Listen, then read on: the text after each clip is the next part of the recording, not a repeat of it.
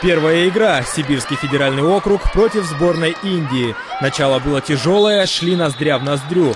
Но уже после первого периода сборная Сибири вырвалась вперед и продержала отрыв в 10 очков до самой последней минуты.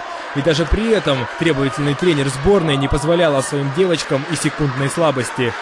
Сейчас будет прессинг, не тупите, спокойненько встаньте. Ты в центре, ты не бойся, зачем ты останавливаешься? Ну ты выводи под правую руку, да выводи, господи. Несмотря на все попытки Индии сравнять счет, игра закончилась результатом 65-56 в пользу россиян. Вы молодцы, просто какие ваши дальнейшие ожидания, то есть что вы будете делать сейчас? Конечно, мы будем дальше играть и выигрывать, чтобы ехать золотой медалью в Сибирь. Мы играли упорно, но все-таки сделали что-то не так. И, к сожалению, проиграли.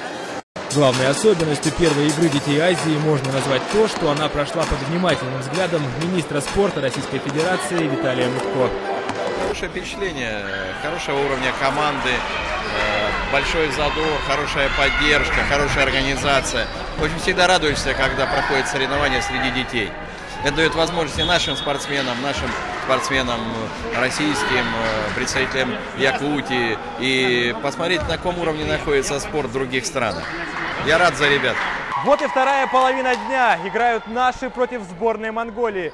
Здесь больше нечего сказать. Скрещиваем пальцы и ждем результатов. Результат не заставил себя ждать. Сборная Якутии повела с первых минут и одержала победу над Монголией с разгромным счетом 75-39. Мы показали свой лучший баскетбол, мы очень много тренировались. И благодаря нашему характеру, нашим усилиям мы добились победы. Это досталось нам непросто. Было очень тяжело, но мы все-таки одержали победу. Таким образом, в первый день соревнований победа за командами из России. Впрочем, делать какие-то конкретные выводы еще рано. Это очень длинный турнир. Игровых дней у нас почти 6.